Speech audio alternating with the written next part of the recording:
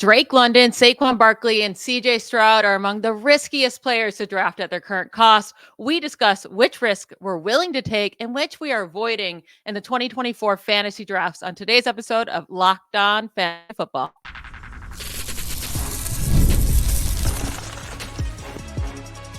You are Locked On Fantasy, your daily NFL fantasy podcast. Part of the Locked On Podcast Network, your team every day. Welcome into the Locked On Fantasy Football Podcast. Thank you to all for making us your first listen every day. I want to give a big, warm welcome to all of our new listeners that are here ready to prepare for the 2024 fantasy drafts. We are so excited to help you, draft the best possible team that you can, and then also help you make those roster maneuvers throughout the season to get you that trophy at the end of the year. For those of you who are new, I am one of your co-hosts, Michelle Magdziuk. And when I'm not doing this, I work for NFL Network. I'm a researcher and fantasy analyst there. Welcome. I'm your other co-host, Vinnie Iyer. And when I'm not doing this, you can find me at sportingnews.com covering fantasy, NFL at large, betting, anything you could imagine. Check us out, sportingnews.com, NFL.com. Additional sources of information to help you dominate your leagues here in 2024. Today's episode, we're going to talk through the riskiest draft picks this season and explain why they're risky. And then also, that doesn't mean we're not drafting them, right? So we're going to tell you if we're willing to take that risk on these players. We're going to hit on the top three riskiest wide receivers, running backs, and quarterbacks. Before we start this fun, I want to remind everyone today's episode is brought to you by FanDuel. Make every moment more. The NFL is officially back. The MLB is in full swing, and this summer, FanDuel is hooking up all customers with a boost or a bonus daily. That's right. There's something for everyone every day, all summer long. Visit FanDuel.com to get started. Let's start with the top three riskiest wide receivers, Vinny. And I think we both agree on this one. Drake London right now at wide receiver 11. He's going in the late second round of most drafts. He's probably the riskiest draft pick this year among wide receivers. Yeah, this is a very high cost, Michelle. I mean, this tells you he's going to be wide receiver 1 in the top 12. This is a big leap to take. I know this Falcons offense has turned on its head. It's not going to be the run-heavy Arthur Smith situation, but Zach Robinson is going to treat it more like the Rams or Vikings, open it up and pass it quite a bit, and you have a big quarterback upgrade in Kirk Cousins. But Drake London has not yet been like Garrett Wilson or Chris Olave from the same draft class, proved that he's totally an alpha capable of taking over. He's got great size for the red zone. He's got some speed. He can make a few big plays, but can he put it all together with all this newness around, right? New quarterback, new offensive scheme. You also have to worry about Kyle Pitts being a key target. He might be the preferred guy all over the field. And you can't discount, again, two guys that keep mentioning are on this team, Darnell Mooney and Rondale Moore. They're going to have some type of role on this team. And I think the center of this offense is still going to be Bijan Robinson. So all that said, Drake London has a lot to prove, and to automatically kind of fast track him in the top 12, where we're taking a Garrett Wilson or a Olave, who have gotten done with anybody at quarterback so far, right, is a little bit of a leap of faith for me. Yeah, exactly. So because he gets a new head coach and a new offense coordinator, and most importantly, a new quarterback, all of a sudden we're saying, okay, yeah, he finished as a wide receiver 39 last year, hasn't really done anything for fantasy over the first 2 years of his career, but we're willing to now draft him all the way at wide receiver 11 just because of these changes. And that's what makes him a risky pick. And I agree that these changes are going to be huge for Drake London. I think he has a ton of talent. And his biggest issue has been the quarterback play and not scoring touchdowns because the offense has stunk. Kirk Cousins should fix that, right? But also, Kirk Cousins is coming off an Achilles tear, and we're not extremely worried about it because he's not a mobile quarterback, but you just never know how this is going to go. So Drake London, I don't hate his cost, but he is extremely risky there. Are you willing to take the risk with Drake London? It depends on where I'm at. I think I want to try to jump on a wide receiver early, so that might be telling me, depending on where I'm drafting, I'm going to maybe get a different receiver a little bit higher in the draft and maybe pivot to some good running back values, or even look at a quarterback or tight end before I maybe address wide receiver again, especially if I have a really top option here. But let's just say this. If I see Wilson, Olave, and London on the board, I'm going to take the former two ahead of him. I just trust both of them a little bit more. I saw them in college. I was surprised that London went in the real draft ahead of both of them because they've been spectacular. Now Garrett Wilson has Aaron Rodgers, so that should be back to the hype of last year. And then we have Olave, who's kind of now settled in with Derek Carr, for better or for worse. Yeah, I think I'm a little bit too nervous at his cost. I probably will avoid in most drafts. Just he can be good, but just too risky with that draft cost. Now, Nico Collins, wide receiver 14 cost. He's going in the third round. And you might say, well, wide receiver 14 cost. That's amazing for the guy who finished as wide receiver 6 in fantasy points per game last year. And he got paid. So that this offseason, like the Texans said, we love Nico Collins. We want to get him under contract. They give him a really nice contract over the next 3 years. And so Nico Collins is a really good NFL wide receiver, and I think he's going to be really good this year. But even last year was highly inconsistent. He had 5 games with 19 plus fantasy points. The rest of his games were 12 or under or fewer fantasy points. And also like 2 of his biggest games of the year. Like he had 2 monster games. Those came when Tank Dell were out with an injury. Now you add in Stephon Diggs, who's going to steal targets away. It just feels he was already too inconsistent. This price is too high for me. I'd much rather Tank Dell later because he has the same upside and he's so much cheaper. Yeah, we've talked about this with Nico Collins. I mean, they're squeezing him and Tank Dell a little bit with Stephon Diggs. I mean, Diggs is totally not going to be ignored in this offense. They didn't really vacate many targets because I thought they would do that, clean house a little bit, but you have Noah Brown and Dalton Schultz are back in the mix. So it's more just another mouth to feed. And I know what the Texans are trying to do big picture, right? They're not caring about our fantasy teams. They're looking for 3 dynamic weapons, arguably the best receiving core of any young quarterback in the league with those 3 guys because they're trying to win a Super Bowl. They realize they're not paying their quarterback. They can afford a luxury such as Diggs right now. That's why they went out and got Joe Mixon as well, another veteran there in the backfield. So, yeah, it's a little risky for me just because, again, he might be the guy that gets a little bit limited here because Diggs and Collins could do a lot of the same things, where I think Tank Dell is a special young playmaker in his own right. And keep in mind, Collins also got a little bit banged up last year. It's happened in the past as well. So he got the big contract, but now he's got to prove it, stay out there and produce. And again, the situation, unfortunately, has made it very cloudy because you had Diggs. I mean, we don't love Diggs individually at all, but now taking this high risk on Collins means a much higher cost than Diggs. It's hard to kind of swallow that when Dell, as Michelle mentioned, it's better value. Yeah, and then our last, our third riskiest wide receiver here is DJ Moore going as wide receiver 22, 4th round pick. And again, he finished well above this last year. He was wide receiver 10 in fantasy points per game. So he is going lower because people are nervous about, the additions the Bears made with Rome Odunze in the first round and then trading for Keenan Allen, who's just been a target hog with the Chargers. But this is the thing, like, I still don't think he's fallen far enough, right? Because last year, his production really did just come off of being targeted so incredibly much. There's no one else in this offense. In the 8 games, he saw 9 plus targets. He averaged 21.5 fantasy points per game. In the 9 games, he saw fewer than 9 targets, which is like 9 targets is a lot. He averaged 7.4 fantasy points per game. And we also don't love Keenan Allen by himself, but he's going to steal a ton of targets. Rome Odunze could steal a lot of touchdowns and deep, those deep balls that DJ Moore was getting last year. And you may say, well, maybe he can be more efficient, right? With all these weapons, but he averaged 14.2 yards per reception. That's fantastic. And 71 completion percentage. Like, I don't know how much more efficient you can be than that. Yeah, they're trying to run Justin Fields out of town so quickly last year. I mean, that's what they were doing. But guess who's going to miss Justin Fields a little bit? DJ Moore, because Justin Fields fed him the ball over the field. We had that game against the Commanders where he went off. They were just connected. And now you add reality, right? It's just like the Texans. It's good when you have a rookie quarterback on that contract that, okay, we're going to load up. You have Odunze, you have Allen, you have Gerald Everett helping Cole Kmet, a tight end Kmet, and Everett are going to eat up some targets in this offense with Shane Waldron. So keep that in mind that they've kind of expanded the possibility at that position as well. So again, DJ Moore is just hard to trust here.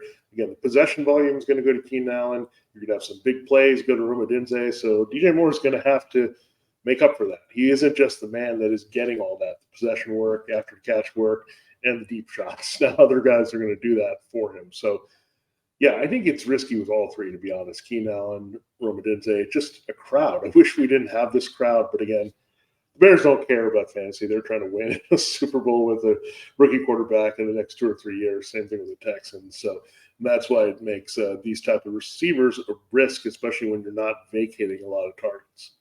Yeah, and I'm finally starting to come around to Rome Odunze in fantasy this year. I think it might take some time to for him to truly break out. But if you're talking about all these guys have to split targets, the one guy that I think could really get it done at a low amount of targets is Rome Odunze and his big playability.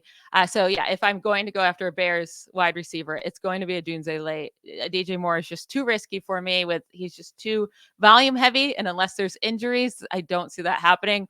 We're going to get into the top 3 riskiest running backs with Saquon Barkley leading that pack. He changes teams, right? He goes from the Giants to the Eagles. It's a huge upgrade, but we're worried because Jalen Hurts is kind of a killer for fantasy running backs. We'll get into all of that after we hear from one of our sponsors. This episode is sponsored by BetterHelp. Comparison is the thief of joy, and it's easy to envy others people's lives. What do you do when you get caught up wishing your life looked like someone else's? Therapy can help you focus on what you want instead of what others have, so you can start living your best life.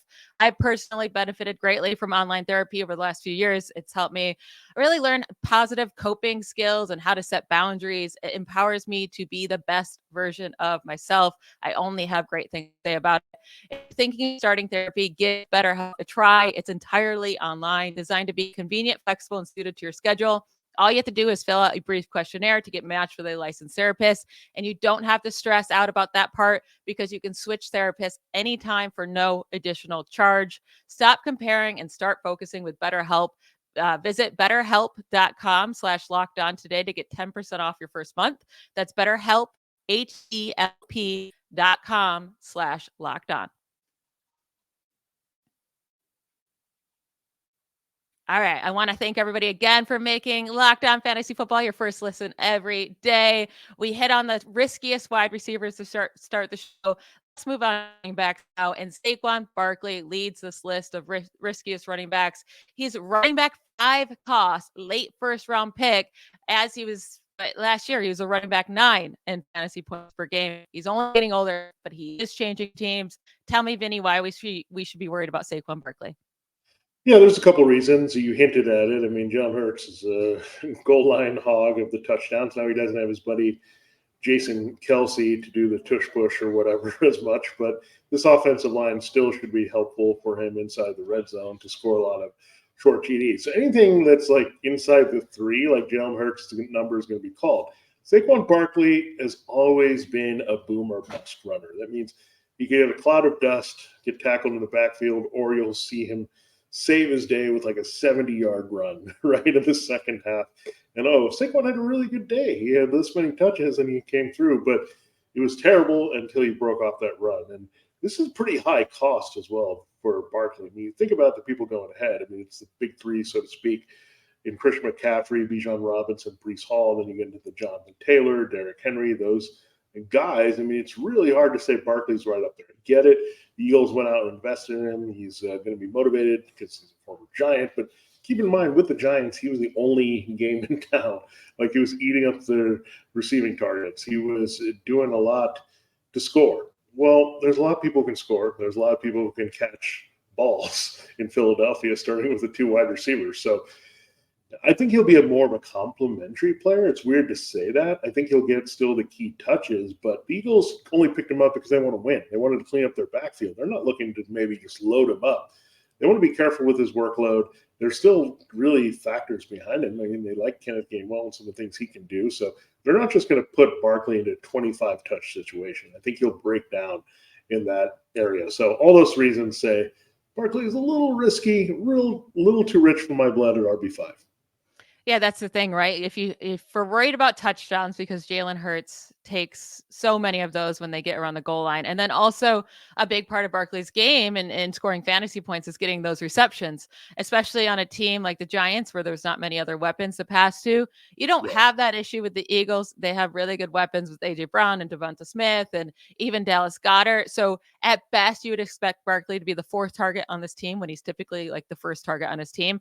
But also Jalen Hurts just doesn't target running back so much. He's targeted running backs in just 14% of his pass attempts over the last 2 seasons. That's the fourth lowest among quarterbacks with 600 pass attempts over that span, while Daniel Jones was one of the highest at targeting running backs at 21% of his pass attempts, fourth highest among quarterbacks during that span. So I just think we're going to see a downgrade in targets. We're going to see more competition around the goal line for touchdowns, and running back 5 is just way too early for that risk. Now, Devon Achane, I feel like with him, it's a pretty obvious one, right? He's going as running back 10, late second round. He's on the smaller side. He has to split a backfield with Raheem Mostert. Now, he did finish as a running back 4 in points per game in his rookie season. And a lot of games he just didn't play, right? Like he had very few snaps. So there was 9 games he played at least 20 snaps last year, and he averaged 19.4 points per game in those games. But you did see his efficiency fall off, as the year went along. So tell me why you're worried about Achane and why we should stay away from his cost.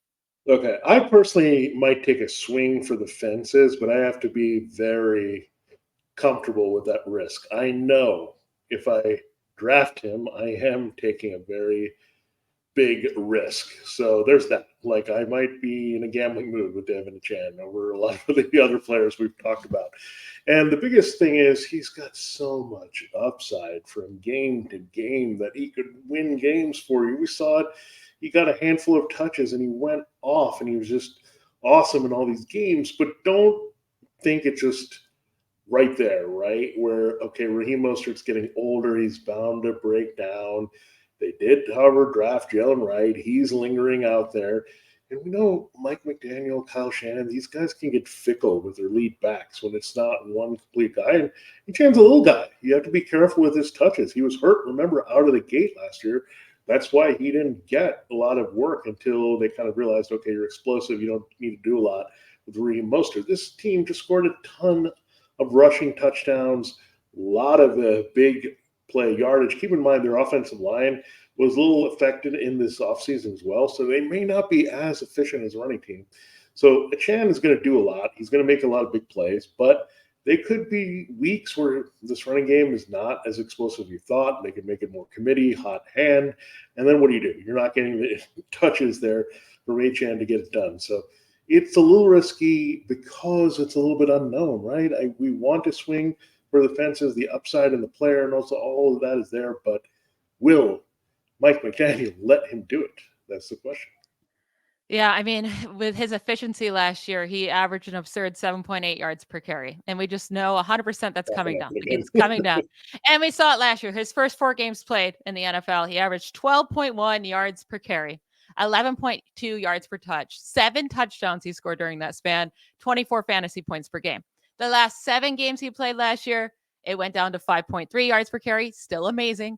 5.7 yards per touch, still amazing. 4 touchdowns through 7 games, that's fine, but 11.4 fantasy points per game because he didn't get enough touches. In the playoff game, he averaged 1.5 yards per carry on 6 carries, 0 touchdowns. That was terrible. But we do know, like, his efficiency, it's going to come down. He could still be one of the most efficient in the league, and it's going to come down by a huge chunk. So I don't hate drafting him. It's just risky. It is. And you might need a Mostert injury, which does happen quite often, for him to fully come through on that draft cost. But I would rather go take that huge shot on him than go with someone like Isaiah Pacheco, who's just kind of, you know what you're going to get out of him. And then lastly here, Aaron Jones, running back 18, 5th round. I can't believe he's still going in the 5th round. Running back 27 in fantasy points per game last year. I have zero desire to draft him. 29 years old, will be 30 in December. He changed teams to the Vikings this year. We expect the Vikings offense to be, not the best with their quarterback situation. So I don't understand his cost, and I think it's way too risky for the 5th round pick. Yeah, I mean, it's an aging running back, so that's already red flag number 1.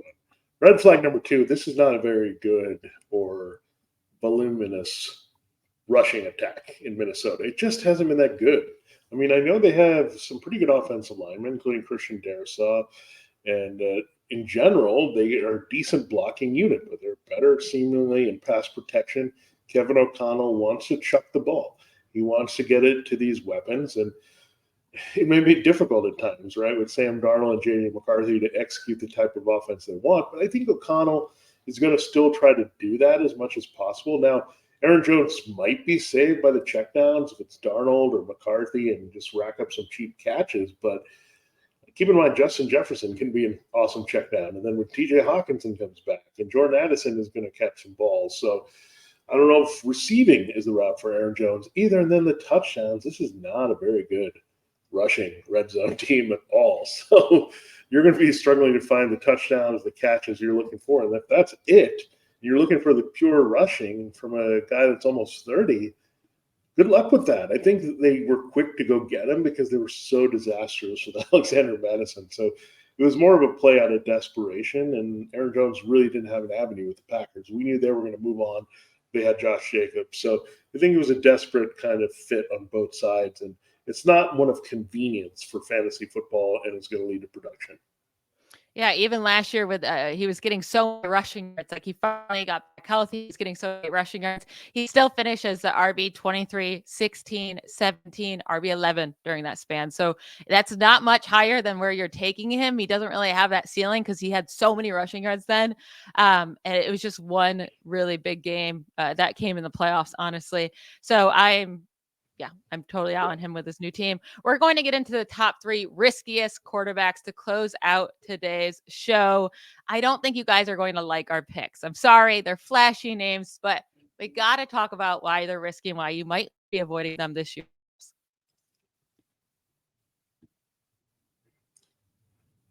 This episode of Locked On Fantasy Football, as we mentioned at the top, is brought to you by FanDuel Sportsbook. I love sports. I love them so much I never want them to stop, but as the playoffs are in the background, the Olympics are winding down here as well, we get fewer games and events. And the sports aren't sportsing like we want them to, but FanDuel lets you and I keep the sports going whenever we want. All we have to do is open the app and dream up bets anytime we're in the mood. And this summer, FanDuel is hooking up all customers with a boost or a bonus daily. That's right. There's something for everyone every day, all summer long. So head over to FanDuel.com and start making the most out of your summer. And football season is around the corner for NFL and college. So maybe warm up a little, get ready for the real action here. FanDuel's got you covered as well with MLB because FanDuel is the official sports betting partner of Major League Baseball. And check out FanDuel.com for some great summer deals and ways into the action. All right, thanks again for making Locked On Fantasy Football your first listen today. If you're a new listener, welcome. And we're going to be here 5 days a week throughout the preseason and all the regular season to bring you all good fantasy advice here. We will turn from riskiest to safest picks tomorrow's show. So check that out. Come back for that. Now let's finish today's show, shall we, Michelle? And you did say that we're going to have some big names. So I'm going to dive right into the big names here. We'll go with the biggest name of them all, I think, in the NFL in quarterback. Start with him, Patrick Mahomes, going as QB2, right there behind Josh Allen, your late third-round pick, early fourth-round pick. I'm going to let you start, Michelle, so they can get mad at you first on why Patrick Mahomes is a risky pick in 2024.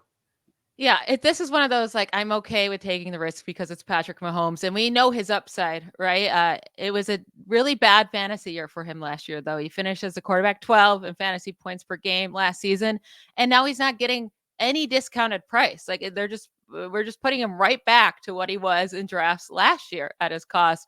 But in 2022, 2021, 2020, yes, he's been a top 2, 3, 4, 5 fantasy quarterback in points per game. But I am worried because his options here as pass catchers, they're still a little bit risky here. We don't know if Rashee Rice is going to be suspended. Can Hollywood Brown stay healthy or do anything when he is healthy? Will Xavier Worthy, a guy I really love as a rookie, but will he be good as a rookie? That's a risk. Is Travis Kelce now just getting too old to dominate defenses. Like that could be a thing too. And it was like, it wasn't just bad for Mahomes. Like these are his fantasy finishes to like the whole second half of the year. Quarterback 29, 11, 15, 9, 16, 19, 17, 17, 21. Like so many weeks where he did nothing for you. And now we're just saying, yep, you're going to go be quarterback 2 again. You're going to completely come back and be amazing. And it's just that cost. I mean, you need Patrick Mahomes to be a 40 passing touchdown type of guy again, which we know he can be if you're going to take him as the quarterback 2 off boards. Yeah, there's just not a lot of value there. I mean, you're swinging to hope that he's the QB1. If you're naming a QB2, what value do you have when Josh Allen is consistently the QB1? So you might be just kind of tapering off at QB2. Where Allen, if you get him at QB1, you know he can end there. Jalen Hurts, if you take him at QB3, there's a good chance he'll end up there. But Mahomes has a wide range of outcomes, fantasy buzz phrase there, throwing it out. But there's also another buzz phrase I'll throw out is load management, where the Chiefs do not care about the regular season, it seems like. I think they know they're going to bust some teams with their defense, and now they've got a running game. They've become just that team that was led by Mahomes to a very complete, dangerous team. And then Mahomes is the guy that they bring in at the end of the season, the playoffs, when it's Super Bowl time. He shuts the door on teams with his play in the clutch. So the Chiefs might be one of those teams where, like, we don't really care how we win. We're going to pound teams with our defense.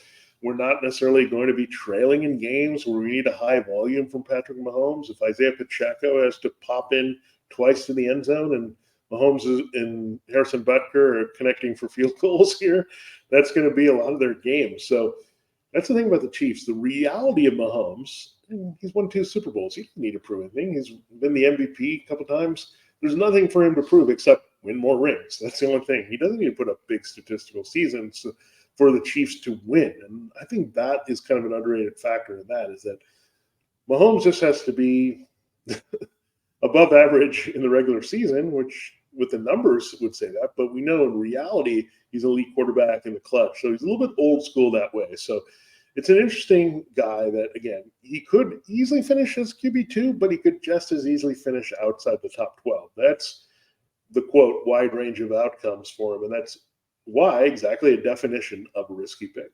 Yep. We need to be able to take apart the, best quarterback in the league, separate that from fantasy quarterback, right? Like, won 3 Super Bowls, is a beast. He's amazing. But for fantasy, we saw it last year, what his floor could be, and that's risky to go with him.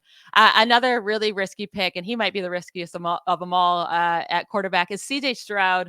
Going into his second season, he's going all the way as the quarterback 5. You have to take him in the late 4th round, early 5th round. For a guy who is the quarterback 9 in fantasy points per game last year. Now, like, I understand, again, Stroud is going to be a great quarterback in this league, but he's going as quarterback 5. He had 2 weeks last year where he finished as a top 5 quarterback. And one of those games, he had 5 passing touchdowns. And the other one, he had 3 touchdowns, but also career high 47 rushing yards. Never got close to 47 rushing yards in any of his other games. He had the rest of the games of the year, he had 2 or fewer total touchdowns. Like, I do expect his touchdowns to go up this year. I love his playmakers. I love everything about him, but he has no rushing upside. He had a total of 167 rushing yards last year. He's going to need 35 touchdowns, passing touchdowns, with fewer than 10 interceptions to even be a top 5 quarterback. Like, to even get to what his cost is. With Mahomes, you at least know he has top 3 upside. He does it often. Like CJ Stroud, no way, Jose, am I taking him at quarterback 5? Yeah, I think your best case scenario is the average of 250 and 2, which, if you're doing some generic math here, is a little bit more than 4,000 yards. And we know it's going to be 32 to 34 touchdowns. So that's where you're looking for, is the real top level of what you're expecting from CJ Stroud as a pocket passer. There's no cheat code available. This team should also be better defensively, and I think they'll rush for a few touchdowns. Keep in mind, Joe Mixon is a very good red zone, short area runner, where you're not going to have maybe those short passes and cheapies near the red zone that you get from your quarterback. There have been huge over the years for someone such as Aaron Rodgers, right? But with Stroud, again, he was very good as a rookie, obviously. They won a lot. Again, reality versus fantasy, this is where you separate a little bit. He's not going to give you, again, the rushing upside of an Anthony Richardson who's going right around him, or Lamar Jackson, or even later in the draft with Jaden Daniels or Kyler Murray. He's not giving you that element. So how can you weigh him that high? I think it's a little risky. Again, if we're looking at this, right, breaking it down, it's Josh Allen, Jalen Hurts, Mahomes, Lamar, and then you're taking Stroud right after that? I don't think so, right? So I think it's very risky when you can find much better values. He's kind of in that no man's land ranking of quarterbacks in that middle. Yeah. And our last riskiest quarterback is Joe Burrow, going as quarterback 7, early 6th round. We know he's coming off that wrist injury. Jamar Chase is sitting out, but we do expect him, to get his contract or figure it out before the season starts, and he should be good to go. But like the best we've seen from Joe Burrow in fantasy was quarterback 4 in points per game in 2022. Even in 2021, when they won the Super Bowl and that team was amazing, he was quarterback 10 in fantasy points per game. But in 2022, because I'm just kind of throw out last year, I mean, he started the season injured again. It was brutal. He came along before injury, but then, missed the second half of the season. But there was such a big difference between Jalen Hurts, Josh Allen, and Patrick Mahomes in 2022 compared to Burrow, who was 4th. So it went Hurts, Allen, Mahomes, 1st, 2nd, 3rd. But Burrow scored 3 fewer points per game than those 3 that season. So there is a huge gap between the quarterback 3 and quarterback 4 where Burrow was. And he's doesn't have the rushing upside the same way.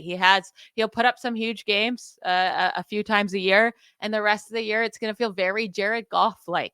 And again, Joe Burrow is an amazing quarterback, but also the injuries starting to worry me as well. Like, can he ever be healthy for a full season? That'd be great. But I don't think he's the worst draft pick ever, but it's still just a little too risky for me. Yeah, and just like Mahomes, you're swinging for some guy who just could pop off at QB7, right? I mean, there's hard to break down that he's going to finish out of Allen or Hurts or Jackson or even Mahomes at this rate. So you're not going to get that value in taking him at QB7. So that's the one thing. And then you have to keep in mind this receiving core is kind of shrunk here in terms of guys you can trust. He's got Jamar Chase and T. Higgins, but no more Tyler Boyd, who's valuable in the middle of the field. He's still trying to figure out his tight end. Joe Mixon was a security blanket for him. Now he's trying to figure that out with other receivers at the backfield. So there's a little bit of difference, and I think there's going to be a little bit of downfall, a little bit without his offense coordinator, Callahan, who went to Tennessee to become the head coach. So there's all signs of little things that could keep him from really hitting that ceiling. So I'm out on Joe Burrow. Again, that QB 5, 6, 7 range, I think the only guy that I'm interested because he's got that QB1 overall upside is Anthony Richardson because of his running and being able to throw downfield. So that's the only guy I'm interested in that range when you have Dak Prescott and Jordan Love and some of these other guys that are good values going after Joe Burrow, and you won't see much of a difference, if any, in their scoring in Burrow's favor. 1000% agree. That is it for today's episode. Thank you to you all for making Locked On Fantasy Football your first listen every day. Again, thank you to all of our new listeners. We hope you enjoyed this episode. We are here every single day, Monday through Friday, giving you the best advice in the fantasy football industry. Tomorrow, we're going to be hitting on the safest players to draft, kind of the opposite of today's episode. It's going to be a great time. Don't miss it. Bye, y'all.